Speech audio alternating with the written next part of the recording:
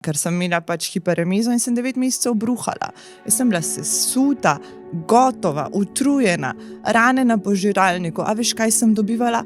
Koliko si lepa, koliko si ti fit, koliko imamo totalno skrivljeno predstavo, kaj je zdravo, pa kaj je fit. Se mi zdi, da si ljudje tako, a veš, prek zaslona včasih vsem preveč dajo duška, ker nimajo feelinga, da za tem stoji realna oseba. Ko mi nekdo napiše, ne vem, ti si oblečena kak klošar.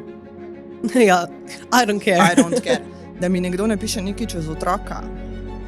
Ful je pomembno, da izbereš partnerja, s katerim se boš že na začetku ujel. Pa meni je bilo tisto zvezo grozno težko končati, ker ni bilo nič narobe z njo. Najbolj grozni so bili tako oni prvi 3 meseci do diagnoze, pa ona 2 ure zatem kliče, kje ste? V službi? Kje je otrok? Doma? Zdaj takoj ga pejte iskat pa na pediatrijo na onko. Stari, ne moreš me klicati, da grem z otrokom na onkologijo, da mi ne povedati, kaj se dogaja. Ne? In ona sestra poklikne k meni in me pogleda in reče, gospa, ne znam vam odgovoriti, ampak nismo še prepozni.